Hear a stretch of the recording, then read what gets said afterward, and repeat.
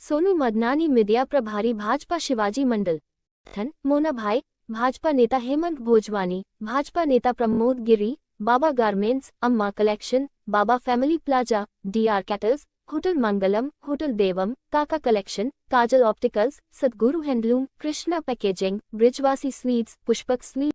आप पीछे आवाज कम आ रही है। और जोर से।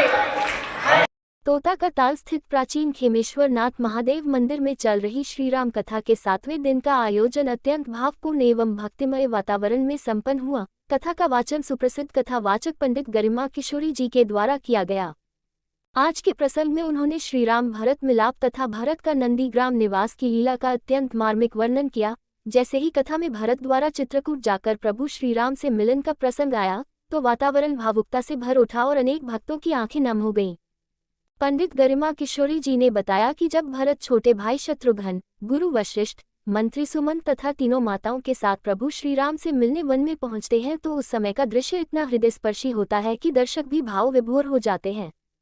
भरत बार बार राम से अयोध्या लौटकर राजपाट संभालने का आग्रह करते हैं, लेकिन मर्यादा पुरुषोत्तम राम रघुकुल की परंपरा का वास्ता देकर वनवास निभाने पर अडिग रहते हैं।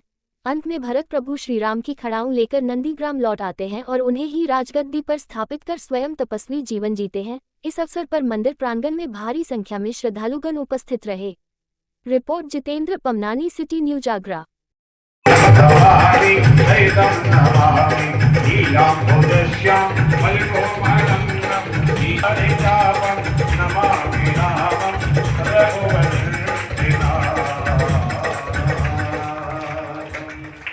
भगवान की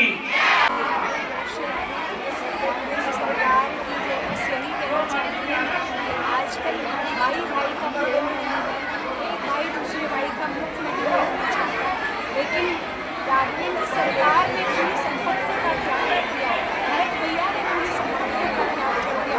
मेरा ये संपत्ति किसी के भी साथ जाने वाली नहीं है। हमारे जो वचन है, हमारे जो अनमोल पल है, ये पल आप गवाइए मत, आप ये भाई के विरुद्ध मत जाइए, उसके विरुद्ध मत जाइए। भाई भाई का साथ दे, भाई भाई में प्रेम हो, बस मैं वही सबके साथ आपके निवेदन वही सबसे कामना भाई दूसरे भाई की संपत्ति का बंटवारा न करें, उसकी इसका व्याख्यान करना तो बहुत कठिन है, लेकिन जो चरित्र महाराज जी ने सुनाया है भरत जी का चरित्र, जिसमें कहा कि वाणी अवरुद्ध हो जाती है। कहते हैं शुद्ध दादा और लक्ष्मी पापी देवी हो, सत्संगत और हर कथा तुलसी दुर्लभ हो, धन पुत्र लक्ष्मी ये सब तो पापी के घर में होते हैं, लेकिन जो वास्तव में है सत्संग की कथा जो रहती है, ये हर सत्संग की गंगा ये किसी किसी भाग्यवान के घर ये पुण्यात्मा की भरी बहती है। और ये तभी बहती है जब जन्म जन्मांतरों के पुण्य एकत्रित होते हैं, तो उन पुण्यों के प्रभाव से हमें ये राम कथा सुनने को मिलती है। अन्यथा राम कथा बहुत ही दुर्लभ वस्तु है। कौन राम का चरित्र गा सकता है? राम का चरित्र ऐसा चरित्र है कि केवल अनुगमन करने योग्य है, राम के चरित्र पर चलने योग्य है, न कि राम के आचरण को हमें अपना सकते। बस यही मैं वाणी को प्रणाम करता हूँ। की अपार कृपा गणेश समिति जो खेमेश्वर नाथ महादेव मावा मंदिर की 15 साल से सौभाग्य प्राप्त कर रही है। निश्चित ही कोई बिरला होता है जिसके भाग में सत्संग, कीर्तन, भजन होता है। श्री राम कथा का आयोजन जो खेमेश्वर नाथ मंदिर पे हो रहा है, निश्चित ही आज 7 दिन हो गए, पता ही नहीं चला। प्रभु राम की ऐसी इच्छा, ऐसी कृपा हुई कि प्रभु श्री राम ने आज देखो भक्तों में कितना रस उमड़ रहा है।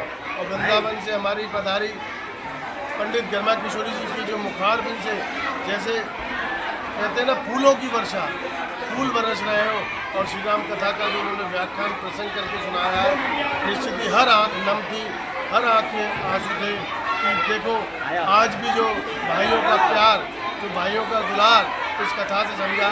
प्राणी को ये समझना चाहिए संसार में सिर्फ नाम ही चलेगा, बाकी सब बेकार है। जय श्री राम।